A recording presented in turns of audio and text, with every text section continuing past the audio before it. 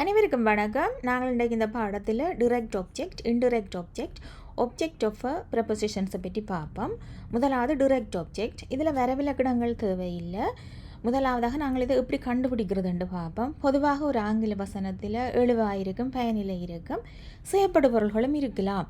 அப்போ இப்போ நாங்கள் செய்யப்படுபவர்கள் இருக்கிற வசனத்தில் தான் இந்த டிரெக்ட் ஆப்ஜெக்ட், இன்டிரெக்ட் ஆப்ஜெக்ட் எல்லாம் எப்படி வருகுதுன்றதை பார்க்க போகின்றோம். ஒரு எழுவாயானது ஒரு வினியை செய்து இப்போ நான் படிப்பித்து கொண்டிருக்கிறேன் என்றது. அப்போ நான் என்றது இதில் எழுவாய், படிப்பித்து கொண்டிருக்கிறேன்றது ஒரு செயல், அதை வினி என்று சொல்லுவோம். அப்போ என்னத்தை செய்ய என்ன படிப்பிக்கிற என்று சொல்லி கேட்டால் ஆங்கிலம் படிப்பிக்கிறேன்னு சொன்னால் அது டிரெக்ட் ஆப்ஜெக்டாக வருகுது. அப்போ இதில் பாருங்க, ஒரு உதாரணம் தந்துருக்கிறேன்.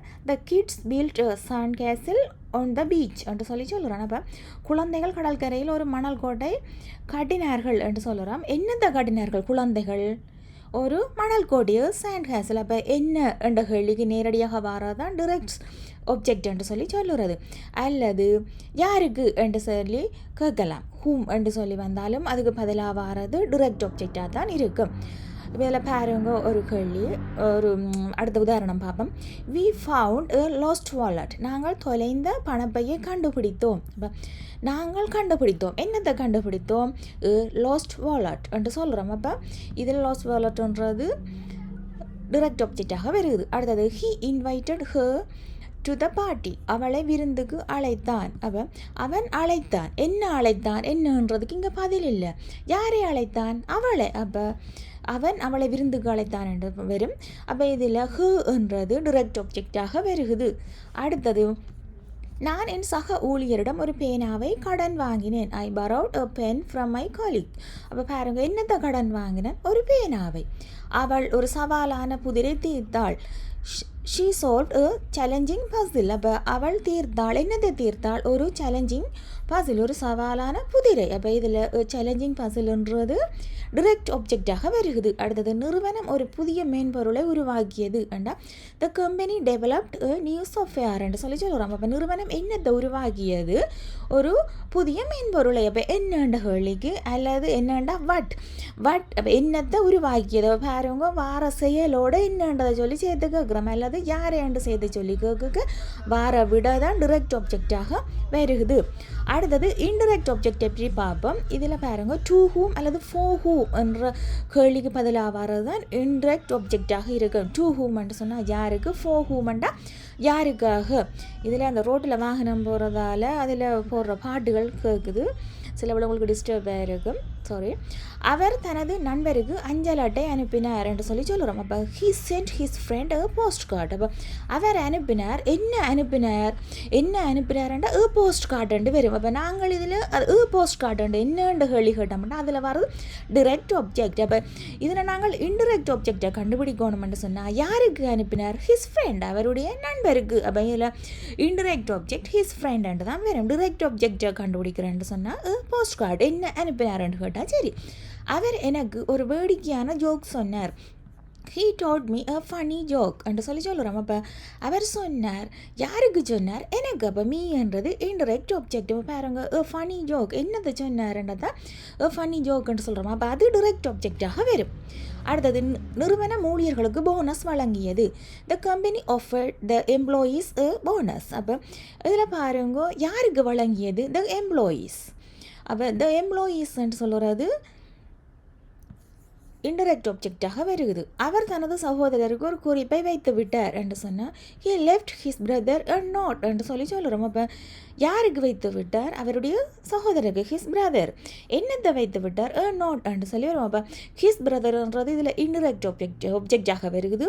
நாங்கள் இதில் நோட்டை பற்றி நான் முன்னுக்கு படிப்பிச்சிருக்கிறேன் டிரெக்ட் ஆப்ஜெக்ட். அதில் என்ன கேள்வி கேட்டால் என்ன, இந்த என்னத்தை வச்சார் என்று கேட்டால் ஒரு குறிப்பை என்று சொல்லுவோம், அது டிரெக்ட் ஆப்ஜெக்டாக வருகிறது. அடுத்து அவர் தனது மகனுக்கு ஒரு கதையை படித்தார் என்றா he red his son a story என்று சொல்லி சொல்லுறோம். அப்போ யாருக்கு? அவருடைய மகனுக்கு. அப்போ ஹிஸ் சன் என்று சொல்லி சொல்லுறோம். அப்போ இது இன்டிரெக்ட் ஆப்ஜெக்ட்.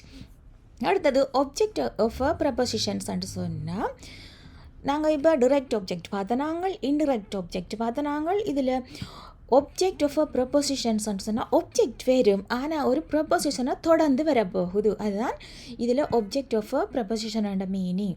அப்போ இதில் பாருங்க, அவள் சோபாவின் அடியில் தன் சாவியை கண்டாள். ஷீ ஃபவுண்ட் ஹீஸ் என்னத்தை கண்டாள், ஹீஸ் என்று சொன்னால் அவள் என்னத்தை கண்டவள் என்று சொன்னால் நாங்கள் ஹீஸ் அண்டக அது டிரெக்ட் ஆப்ஜெக்டாக வரும்.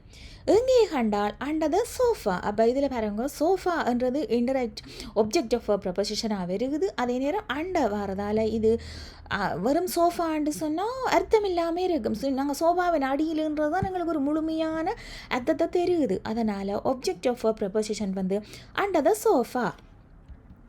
அடுத்தது, முயல் புதர்களுக்கு பின்னால் ஒளிந்து கொண்டது. The rabbit hid behind the bushes. அப்போ எங்கே ஒளிஞ்சு கொண்டது, புதர்களுக்கு பின்னால். அப்போ இதில் பிஹைண்டுன்றது ஒரு ப்ரொபோசிஷனாக வருகுது, புஷஸ்ன்றது புதர்கள் என்று வருது. அப்போ இதில் இது ஆப்ஜெக்ட் ஆஃப் அ ப்ரொபோசிஷனை தொடர்ந்து தான் வருகுது ஆப்ஜெக்ட். அடுத்தது, பரபரப்பான சந்திப்பு அருகே பேருந்து நின்றது. The bus stopped near the busy intersection. அப்போ இன்டர்செக்ஷன்ன்றது ஒரு சந்திப்பு. எப்படிப்பட்ட சந்திப்பு, ஒரு பரபரப்பான சந்திப்புக்கு அருகே என்று சொல்கிறோம். இப்போ இதில் நியர்ன்ற ப்ரப்போசிஷனை தொடர்ந்து வரதால் இது ஆப்ஜெக்ட் ஆஃப் அ ப்ரப்போசிஷன். அடுத்தது, சூரியன் அடிவானத்துக்கு அப்பால் மறைந்தது. த சன் செட் பியாண்ட் த ஹொரிசோன். அப்போ அடிவானத்துக்கு அப்பால் என்று சொல்கிறோம். அப்போ பியாண்ட் த ஹொரிசோன். அப்போ இது ஆப்ஜெக்ட் ஆஃப் அ ப்ரப்போசிஷன்ஸ். அடுத்தது, உணவகம் வங்கிக்கும் மருந்தகத்துக்கும் இடையில் உள்ளது. The restaurant is between the bank and the pharmacy. அப்போ இதில் இப்படி சேர்த்து வருகுது, பிட்வீன் பேங்குக்கும் ஃபார்மசிக்கும் இடையில் இருக்கிறபடியா இல்லை பிட்வீன்ன்ற ப்ரப்போசிஷனை அடுத்து தான் இதெல்லாம் வரதால் இது ஆப்ஜெக்ட் ஆஃப் அ ப்ரப்போசிஷன் என்ற வகைக்குள்ளாம் இருக்குது. அடுத்தது பாருங்க, she gave her friend a gift. அவள் அவளுடைய தோழிக்கு ஒரு பரிசு கொடுத்தாள். இதில் எது டிரெக்ட் ஆப்ஜெக்ட், எது இன்டிரெக்ட், இதில் நீங்கள் கண்டுபிடிங்க பார்ப்போம். உங்களுக்கு தெரியும், அவள் கொடுத்தாள். இப்போ அவள் கொடுத்தாள்ன்னு சொன்னால் தனிமையாக கொடுத்துட்டாள்ன்னு சொல்லுறோம். நாங்கள் பொதுவாக ஒரு விஷயத்தை பற்றி கழிச்சு கொண்டு இருக்கிறோம்டா, இன்னொருவளோட அவள் கொடுத்துட்டாள்ன்னு சொல்லுவோம். அது கதைக்கிறவங்களுக்கு விளங்கும். இதில் ஒரு பொதுவாக அப்போ தான் கதையை தொடங்குறோம்டா. She gave her friend a gift. என்னத்தை கொடுத்தாள், ஒரு பரிசு. அப்போ இது டிரெக்ட் ஆப்ஜெக்டாக வருகுது.